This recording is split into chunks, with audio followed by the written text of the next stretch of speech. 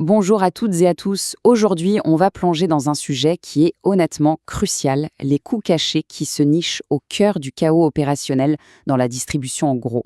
Ce sont ces petites fuites financières, souvent invisibles, qui peuvent tranquillement vider les coffres d'une entreprise. Parce qu'au fond, tout part de là. Chaque commande, c'est une promesse. Une promesse faite à un client qui, lui aussi, a une entreprise à faire tourner. C'est la base de tout, n'est-ce pas? La confiance. Mais voilà la question qui fâche un peu. Combien de ces promesses sont déjà brisées avant même que le café du matin ait fini de couler? C'est une question qui, je pense, va parler à beaucoup de monde sur le terrain. Alors, voilà notre programme. On va d'abord identifier ces fameux coûts cachés.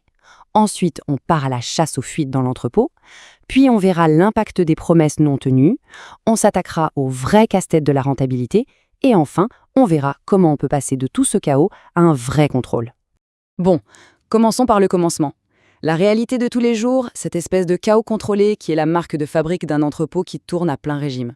C'est un balai permanent qui peut, très facilement, masquer de grosses inefficacités.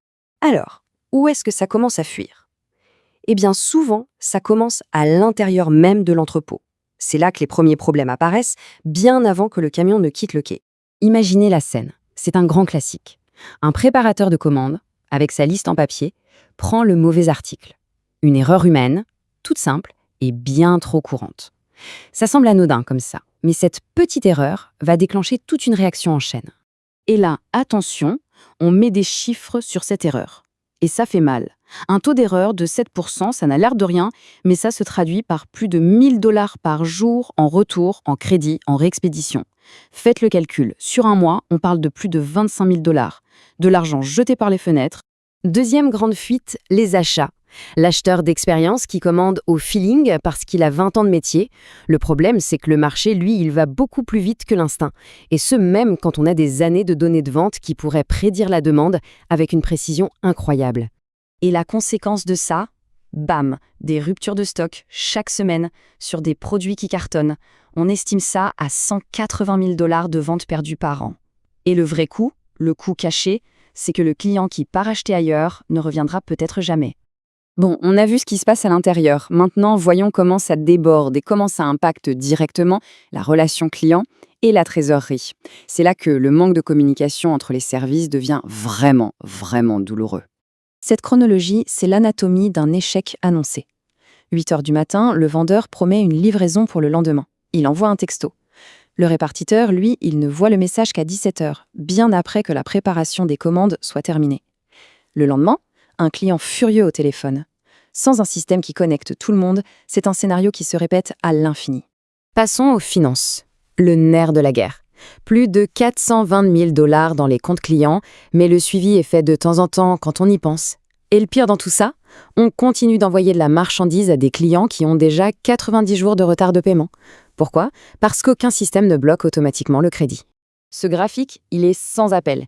C'est de l'argent qui dort. 87 000 $. C'est une part énorme de la trésorerie qui est complètement bloquée dans des factures impayées depuis plus de 2 mois.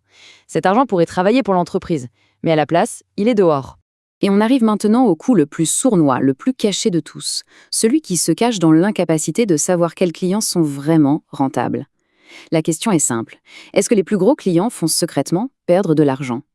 Regardez ce tableau. C'est un cas d'école. Un client qui pèse 400 000 $ de chiffre d'affaires. Sur le papier, c'est un client en or. Mais quand on creuse, on voit une grosse remise, beaucoup de retours, des livraisons très coûteuses. Alors, à la fin, qu'est-ce qu'il reste? Quelle est sa contribution nette? Souvent, la réponse, c'est un grand point d'interrogation. Ok, le portrait est un peu sombre, je l'admets. Mais la bonne nouvelle, c'est qu'après avoir identifié tous ces problèmes, on peut parler de solutions. Parce qu'il existe une façon bien plus intelligente de fonctionner. Il est temps de passer du chaos au contrôle. Et voilà à quoi ça ressemble, cette transformation. D'un côté, l'ancienne méthode, de l'autre, la nouvelle. On passe des commandes au feeling à des prévisions de la demande dopées à l'IA, d'un suivi aléatoire des comptes à des recouvrements automatisés, et d'une communication en silo à une plateforme unique qui gère tout, de la commande à la livraison. C'est le jour et la nuit.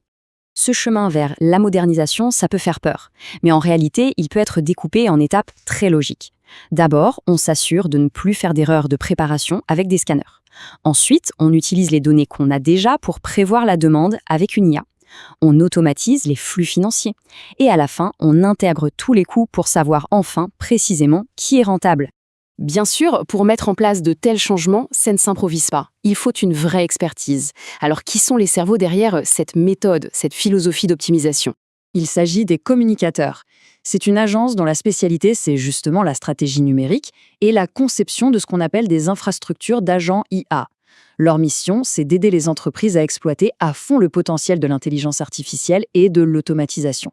Et on termine avec ça. Une dernière question, une question pour la route.